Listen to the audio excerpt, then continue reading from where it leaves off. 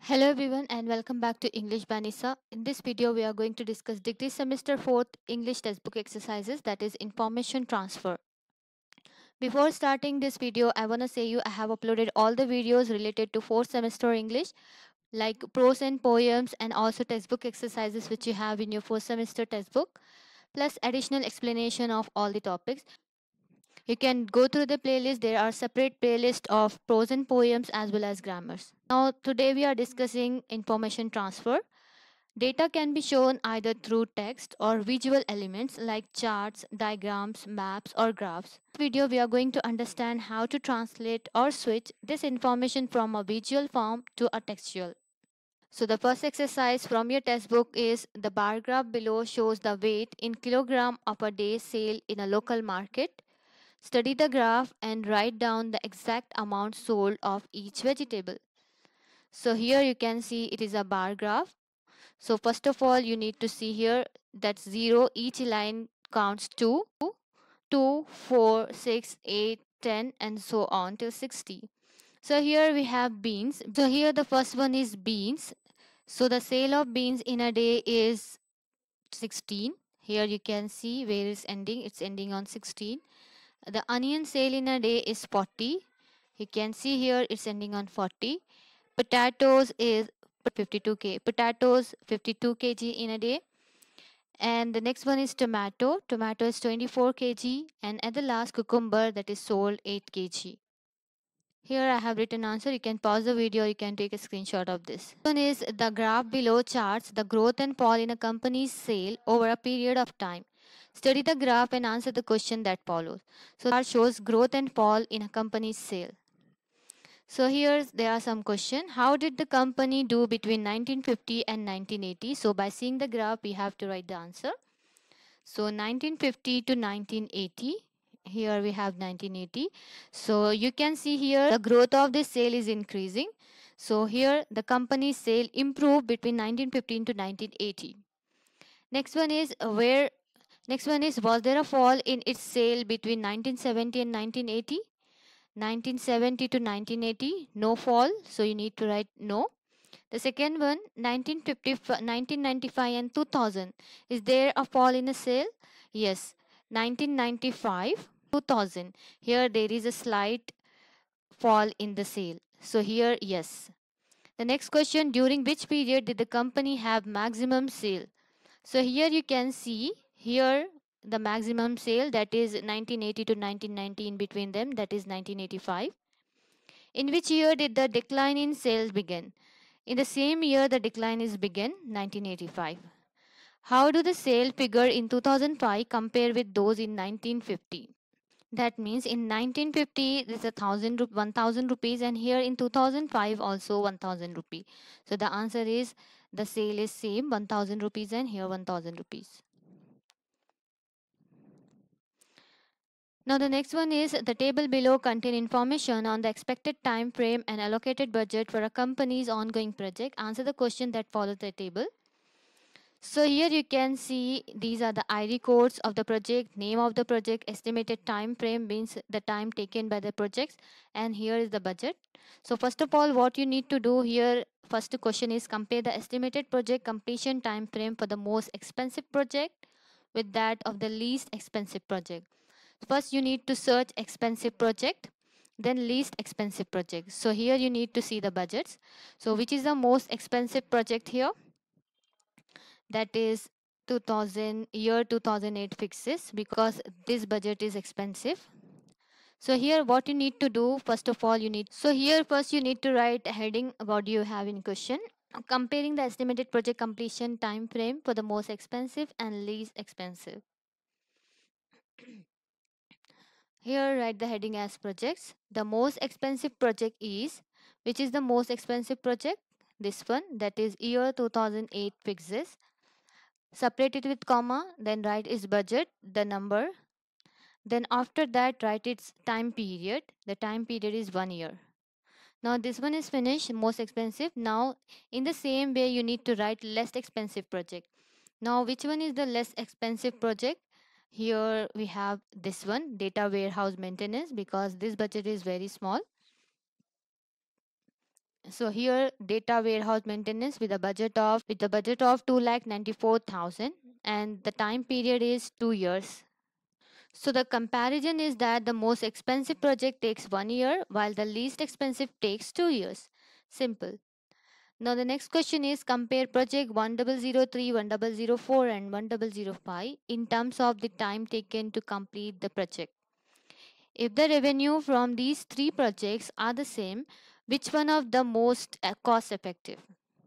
So here again you need to do how we did in the first question, comparing the project 1003, 1004, 1005 in terms of time and cost effectiveness. Now first you need to write the ID code 1003, the name of the project, then the year and then its budget. Accounting system implementation. Here I have written accounting system implementation, year 2 years, time period is 2 years and its budget same as for 1004 and 1005. Now, since all three projects take the same estimated time frame for 2 years, as you can see here, all three projects taken a time 2 years. If the revenues are the same, would be the one with the least budget. Which one is the least budget here? Here you can see again data warehouse maintenance, which is the least budget project. The least budget is data warehouse maintenance with a budget of 2,94,000. The next one is the line graph below shows function in John's weight from the beginning of 1991 to the beginning of 1995. Study the graph and fill in the blanks in the paragraph that follow. So this graph shows the fluctuation in John's weight from 1991 to the 1995. So here John's weight was 68 kg in 1991. In 1991 started from 68 kg and 70 kg in 1992. Here you can see 70 kg. 1992, 70 kg in 1992, 74 kg in 1993. In 1993 it's 74 kg, 74 kg again in 1994 and 73 kg in 1995. Overall, John's weight increases from 68 kg to 74 kg. It stayed the same during 1993 and they stayed the same again during 1994. That means in 1993 and 1994, the weight remains same. The next one, study the pie chart below and fill in the blanks in the paragraph alongside. So here you can see the pie chart shows the proportional importance of the various elements that play a part in communication.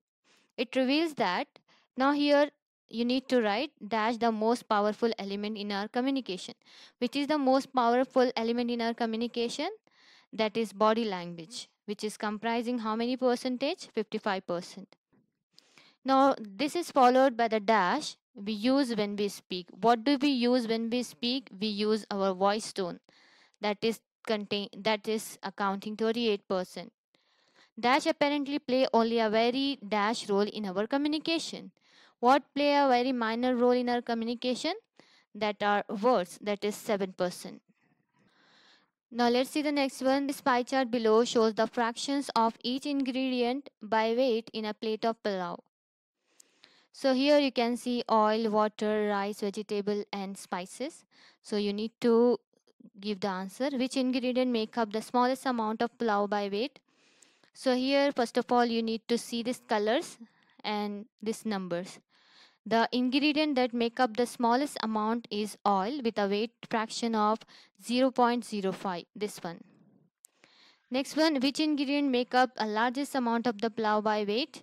So the largest amount, this one, which is rice, 0.5. This one is the sum of the weights in decimals add up to. Now what you need to do, you need to add all these numbers, then the answer would be 1.0.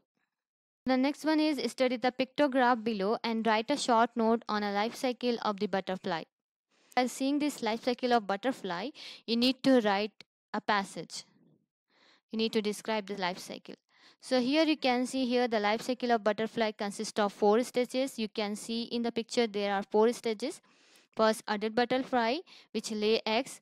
Then from the eggs the caterpillar emerges and that caterpillars turn into pupa and again that pupa turns into butterfly. Now let's see this in detail. The life cycle of butterfly consists of four distinct stages: eggs, caterpillar, chrysalis, we also can call it pupa, and adult butterfly. It all starts when a female butterfly lay eggs on. Now, how this life cycle will start? The life cycle will start when a female butterfly lays eggs on a host plant, providing the next generation's food sources. Now, here, once the eggs hatch, caterpillars emerge, and their main job is to eat and grow. Day and night, this caterpillar eats and they'll grow. When they have grown enough, they transfer into a chrysalis or pupa. When they grow enough, they transfer themselves to pupa, undergoing the miraculous process of metamorphosis. Inside the proactive case, in the caterpillar rearranges itself and eventually emerges as a fully formed adult butterfly which is ready to take flight. Now, the adult butterfly's role is to reproduce by finding a mate and laying eggs, and so the cycle begins again. Now, the next question is the following flowchart represent the procedure involved in handling a shipment of goods from the time it arrives at the dock to the time it is clear for the buyer. Write a brief, clear description of the process. So, see the process is starting from here. You need to write a description. Here I have written, you can pause the video or you can take a screenshot of it. The last one is the bar graph below depicts the population growth in India between the year 1951 and 2001. Study the chart and answer the following questions. So the first question is, was the population growth more in rural or urban areas between 1951 and 2001? So here we don't have rural population. We need to find rural population. Here we have urban population and total population. From this total and urban, we need to find out rural population. So first what you need to do, the urban population, this white bar shows urban population and this black bar shows total population. The urban population in 1951 was 62.4 million and in 2001 it was 285.3 million. Then now if you minus this number 62.4 to this 285, you will get 222.9 million. The total population. Now write the total population. The total population in 1951 was 361 million and in 2001 it was 1028.6 million. Now if you minus this number to this number, you will get 667.5 million. Now you need to find out the rural population because here they are asking you to find the rural population.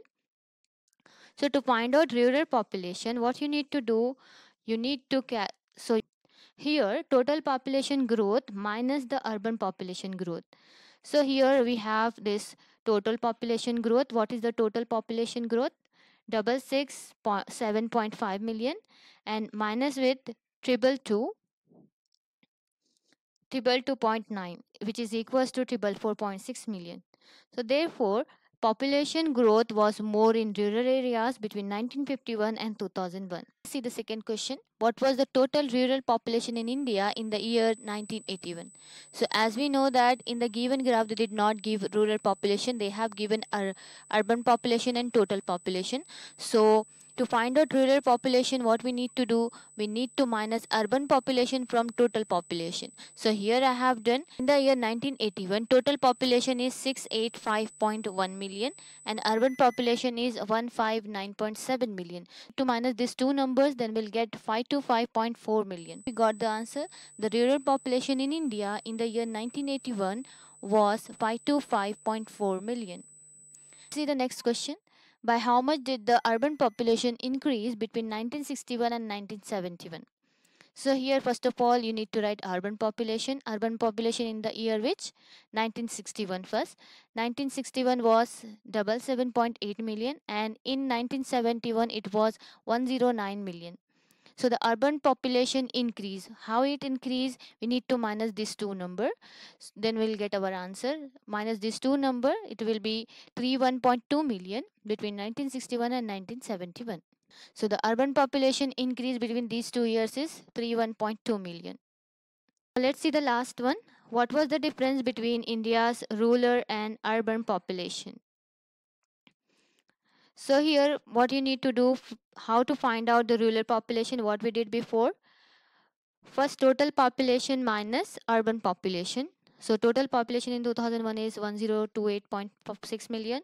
Urban population is 285.3 million. Now to find out rural population minus these two numbers, you'll get this number. The difference between the rural and urban population in 2001 was, first write this first write this rural population, then minus urban population 400, you'll get answer 458 million. As far as your exams are concerned, there are very less chances that you'll get this information transfer in your exam, but for your safe side you should learn these two. So I hope it would be helpful for you. Stay tuned for more videos and thanks for watching.